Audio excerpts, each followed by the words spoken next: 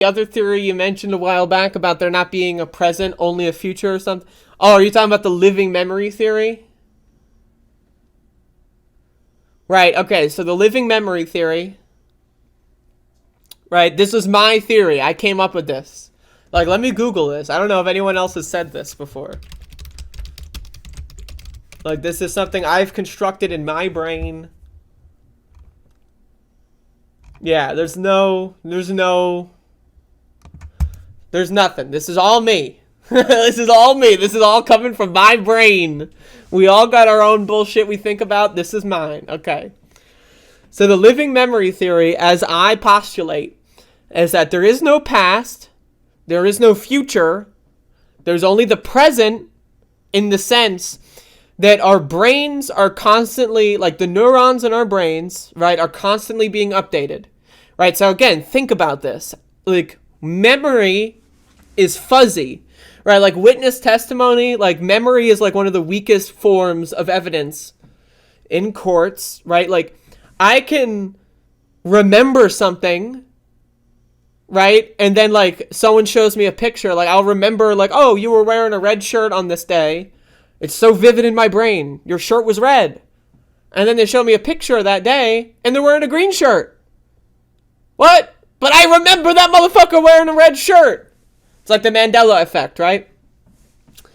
So memory is just like a live performance. That's a good analogy or whatever, metaphor that I heard, is that like you remember things in the same way that it's like a live performance of a band, right? It's the same song, it's the same notes, they're going through the same thing, but there's always going to be small differences, right? So like, let's say you swap out the guitarist in a band. Is it going to be identical? It might be similar, right? But as you know, there's always going to be, so that's kind of how your brain works. And so I postulate that your brain is just a collection of memories, right? And let's also say people can have false memories, right? People can dream things and confuse them with real things that happened. So I postulate that there is no past, that theoretically we are not actually even here right now. Theoretically, this is all a memory. Every experience that we're ever going through is a memory.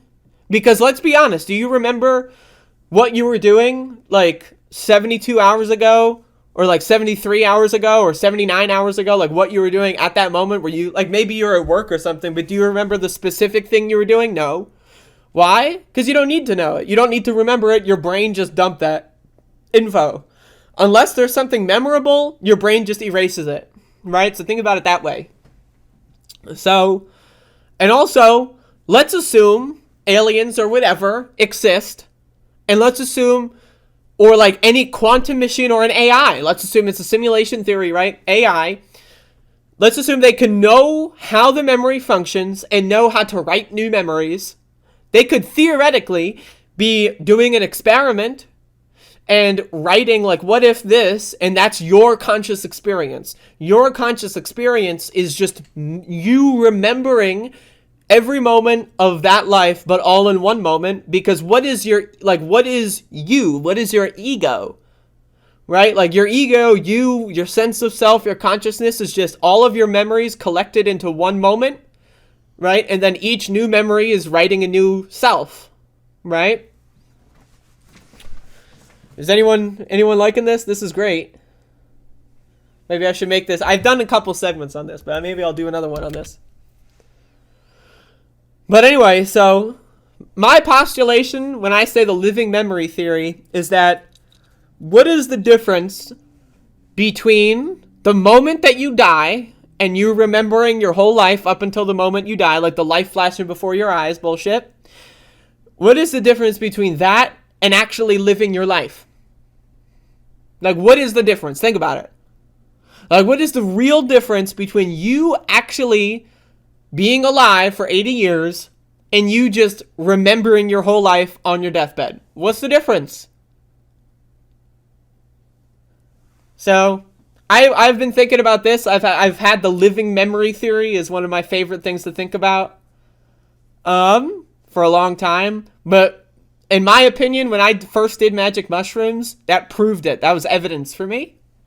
Now, it could also be that the first time I did magic mushrooms, I had already been predisposed to this thought process, and so that just helped me kind of cement my beliefs. But I remember when I was on mushrooms and I died, I had ego death experience, right? I remember my life flashing before my eyes, and I remember thinking about this, like, what's the difference between having lived all of my life a second time versus having just remembered every moment of my life, and then versus living all of it the first time? What's the difference? What's the difference? There is no difference. It's all the same thing. And then that goes into the future.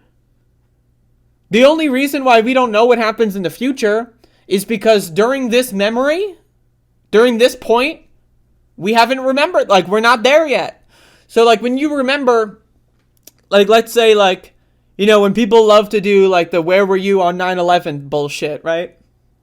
So let's say, like, oh, where were you on 9/11? Oh, I was here. Well, where were you before, like, you know, where were you before that? Like, like when you find out about 9/11, it's not like you knew it was going to happen, right?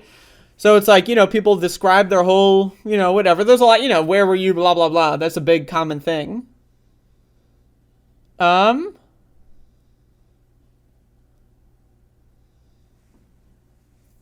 don't know what's going on with Susan.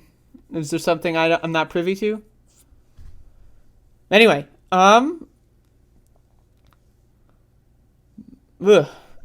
anyway, yeah, so you don't know what's going to happen because at that point in time, when you access that memory, you don't know all the details. And so I postulate that there is no difference between having your life flash before your eyes and actually living your life. It's possible that we're all an experiment. We're all AI. We're all like in a computer somewhere. It's possible that there's no real shared reality. All of this is possible. So, I think you're a lot more spiritual than you'd like to think. It's possible. I mean, I would like to classify myself as a spiritual secularist. Or whatever you want to say. Because I don't believe in any theological thing. But I do believe that there's a grand arc of consciousness in the human experience that I think has something to it that is significantly more than we'll ever know.